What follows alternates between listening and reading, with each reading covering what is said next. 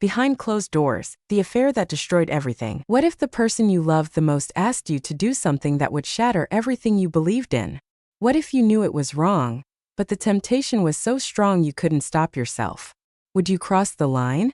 Or would you walk away? My name is Sarah, and my life, once perfect, unraveled in a way I never thought possible. It wasn't one huge event that changed everything. It was a slow, steady series of small decisions that eventually led to a betrayal I couldn't undo. It all began when my mother passed away. I had always believed I was living the perfect life. I had a loving husband, 2 beautiful children, a warm home filled with laughter. But when my mother died, something inside me broke. My world, which had seemed so secure, began to crumble. My mother was the anchor of our family. She was the one who held everything together. Without her, I felt lost. The silence in the house was deafening. I couldn't bring myself to clean the kitchen, to sit in the living room without hearing her voice echo in the corners of the house. Every room was a reminder of the love she had given, and now it was all gone. My father, too, was devastated. I had never seen him like this before. He was always the strong one, the one who took care of everything, the one who protected us.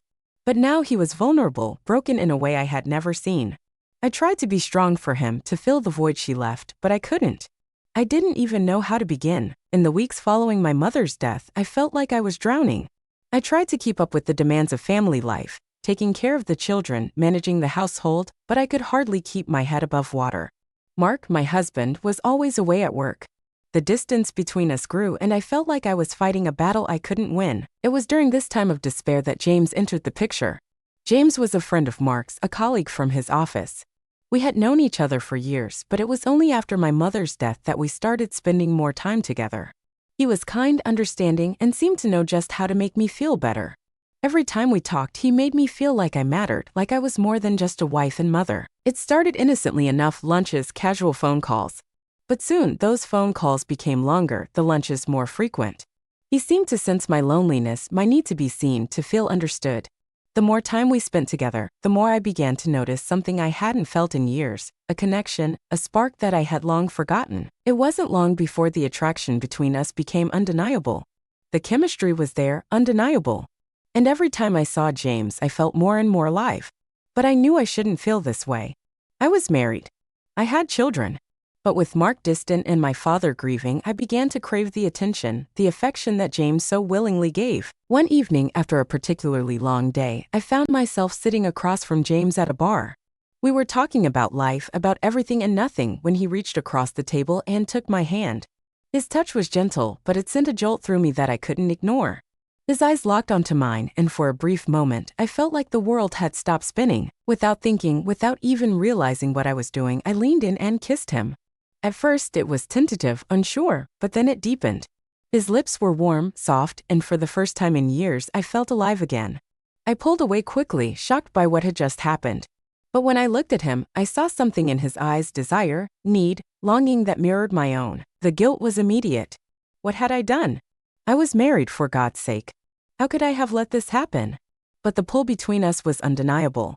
Every time I saw James, I wanted him more. The days that followed were filled with confusion and regret, but I couldn't stop myself. The more I tried to distance myself, the stronger my feelings for him became. Mark noticed the changes in me. He saw how distracted I was, how distant. He asked me if something was wrong, but I brushed it off. I didn't want to admit the truth to him. I couldn't.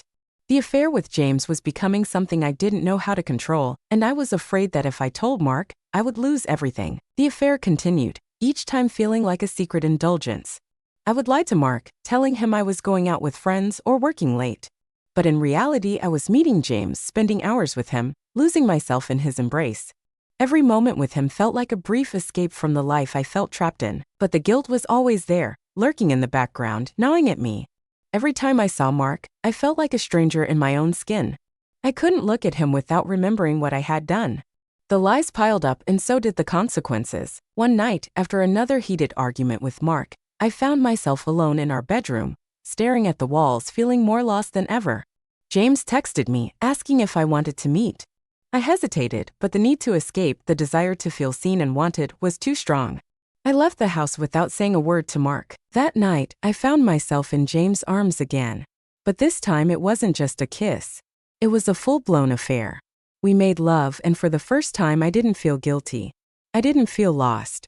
I felt desired, wanted, and needed in a way I hadn't in so long. The next day, I woke up to the sound of Mark's voice. He had come home early. The look in his eyes said it all. He knew. He knew something was wrong. And when he confronted me, I couldn't lie to him anymore. "Where were you last night?" he asked, his voice low. "I know you've been seeing someone else." I wanted to deny it, to tell him that it wasn't true, but the truth had already spilled out. I had betrayed him, our marriage, and everything we had built together. Mark left that night. He didn't say much. He just walked out, leaving me alone with my guilt and the wreckage I had created. James tried to comfort me, but I knew it wasn't the same. I had lost my husband, and I had lost myself in the process. I ended things with James. I knew it was the right thing to do, but it didn't fix anything. The damage was done. Mark wouldn't come back. I had lost everything. My family, my home, my dignity, all for a momentary escape, a brief affair. As I sit here now, I think about everything I've lost. I think about the choices I made, the lies I told, and the pain I caused. And I can't help but wonder, was it worth it? Was it worth destroying everything for a few stolen moments of desire? If this story has made you question your own choices, share your thoughts in the comments below. Have you ever found yourself in a situation like mine? What would you do if you were in my place? Don't forget to like, share, and subscribe to the channel for more stories that will keep you on the edge of your seat.